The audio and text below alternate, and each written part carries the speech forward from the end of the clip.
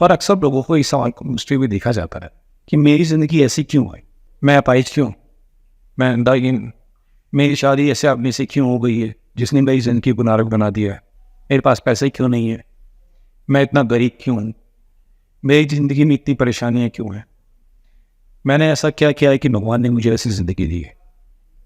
लोगों को अक्सर ऐसा कहते हुए सुना जाता है कि ईश्वर की इच्छा के बिना पत्ता भी नहीं हिलता।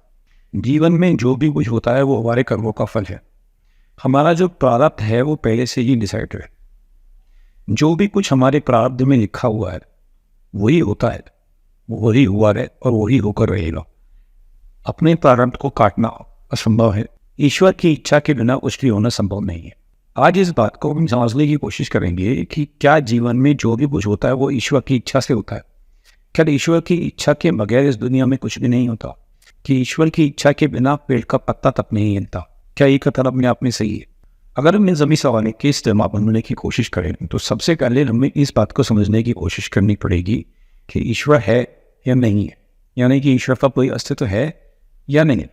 तो हम यहाँ एक एजम्पशन लगा लेते हैं, थोड़ी देर के लिए हम मान लेते हैं, जस्ट एक एजम्पशन है कि हम मान लेते हैं कि भगवान नहीं।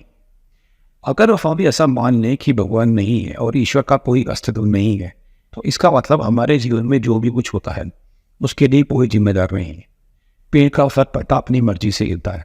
मैं अपाहिज हूँ, मैं अंधा हूँ, मेरी ज़िंदगी में 100 परेशानियाँ हैं, मैं गरीब हूँ, मैं अमीर हूँ, दुखी हूँ, सुखी हूँ, जो भी कुछ हुआ है उसके लिए कोई दूसरा जिम्मेदार नहीं है। क्योंकि भगवान नहीं है तो उसका मतलब जो भी कुछ हो रहा है वो सब मेरे कर्मों के कारण हो रहा है। यानी मैंने ही कुछ ऐसा किया है जिसकी वजह से ऐसा हो रहा है। कोई भी हमारी ज़िंदगी को कहीं बाहर से कंट्रोल नहीं कर रहा। दूसरी कंडीशन ये हो सकती है कि अगर हम ये मान लें कि ईश्वर का अस्तित्व है, भगवान एग्जिस्ट करता है और वो हमारे जीवन को प्रभावित करता है, तो क्या ये संभव है कि उसकी इच्छा के बिना कोई पत्ता ना आए? अगर हम इस धरती पर ह्यूमंस के बारे में बात करें तो इस धरती पर तकरीबन 700 करोड़ लोग रहते हैं। क्या भगवान इतना खाली बैठा है कि वो आपके जीवन की हर छोटी बड़ी बात को कंट्रोल करे?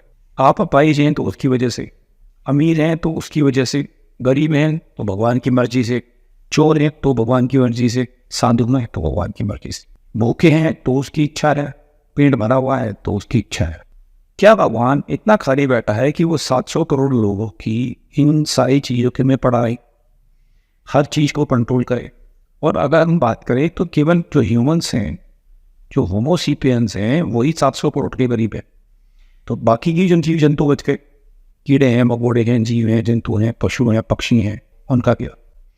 तो इसलिए ऐसा लगता है कि जब ये कथन कहा जाता है कि ईश्वर की मर्जी के बिना पत्ता भी नहीं हिलता, ये कुछ ठीक महसूस नहीं होता। ऐसा नहीं लगता कि ये बात सही है, बात कुछ और है। इसका मतलब ये हुआ कि हमारा जो प्रारब्ध है उसे भगवान, ईश्वर, परमात्मा निश्चित नहीं करता।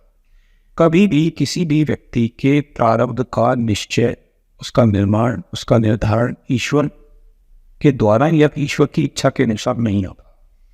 हर इंसान का प्रारब्ध वो खुद बनाता है। असलियत में वास्तविकता ये है कि हमारे जीवन में जो भी कुछ घटित होता है, आज जो भी कुछ मैं हूं, वो सब कुछ मेरे पिछले कर्मों का ही फल है, उसी का परिणाम मैं हूं। आपने अपनी ज़िंदगी में आज की तारीख में आप जो कुछ किए हैं वो आपने अपने पास्ट में जो भी कर्म किए, जैसे भी कर्म किए, आप केवल उसका परिणाम है, इसके अलावा कुछ नहीं।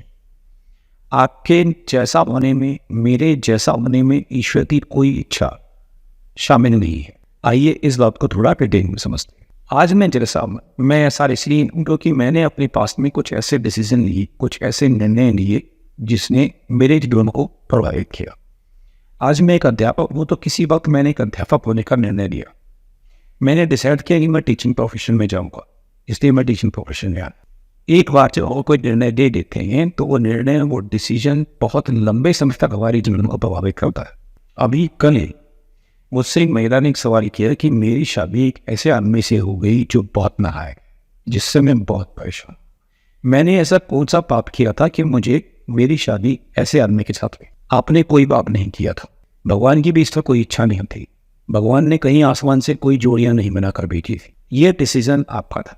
जब आपकी शादी हुई या जब आपके घर वालों ने आपकी शादी करनी चाही, तब आपके लिए कई सारे रिश्ते आए होंगे। उन कई सारे रिश्तों में से कुछ को आपने रिजेक्ट किया होगा और उनमें से किसी एक रिश्ते को, यानी कि जिससे आपकी शादी हुई, उसे आपने एक्सेप्ट किया और आपकी शादी इसके साथ हो गई। ये आपकी मर्जी, ये आपकी चॉइस थी, ये आपका डिसीजन। एक बार आपने अपनी जिंदगी में डिसीजन लिया, अब ये डिसीजन बहुत लंबे समय तक आपके जीवन को प्रभावित करेगा। एक और उदाहरण से समझ लीजिए, अगर एक बच्चा जो 10th क्लास में पढ़ता है, ये उसके जीवन का डिसीजन है। जब वो 10th क्लास से 11th क्लास में आता है तो ये डिसीजन उसे करना होता है कि वो साइंस चुनता है, कॉमर्स चुनता है या ह्यूमैनिटीज में पढ़ता है। एक बार वो ये फैसला कर लेता है, ये फैसला उसके पूरे जीवन को प्रभावित करेगा।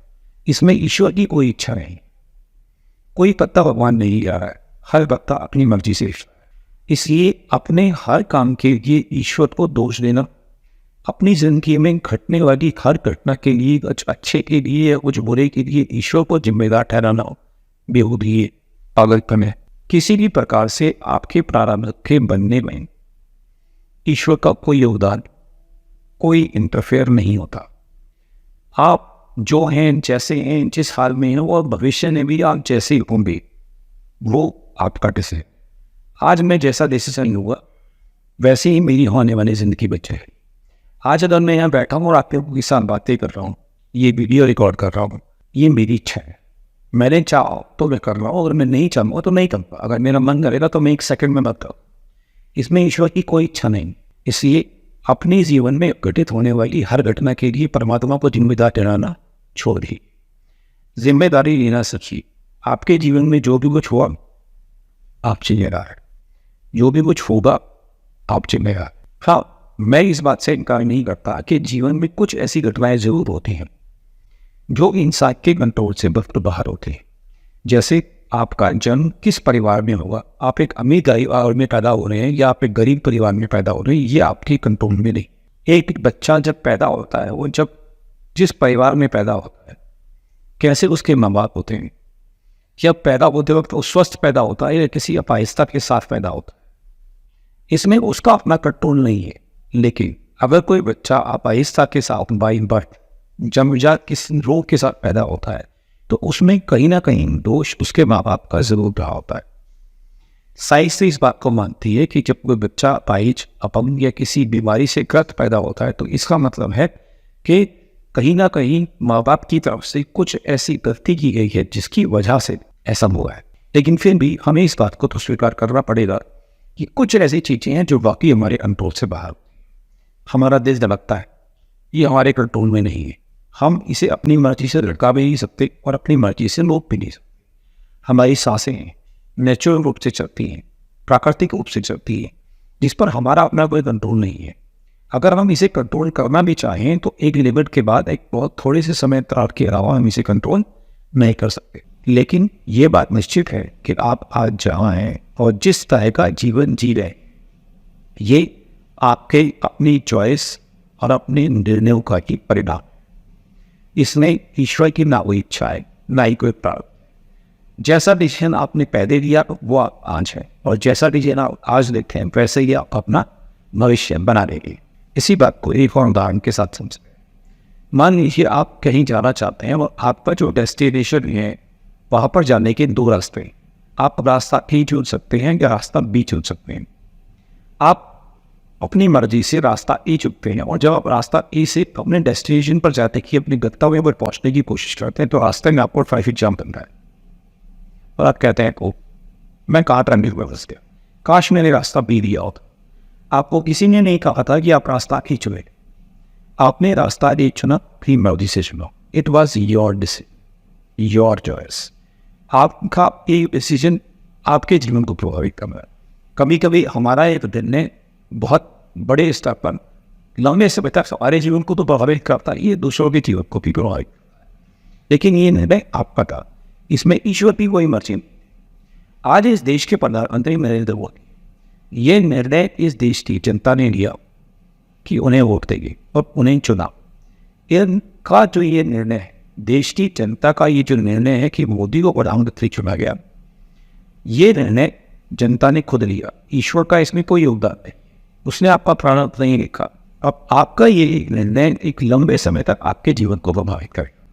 जीवन इसी प्रकार से चलता है, हमें इसी चीज को समझने की जरूरत है। इसलिए अपने जीवन में घटित होने वाली हर घटना की, हर सुख या दुख के की ईश्वर को जिम्मेदार ठहराना छोड़।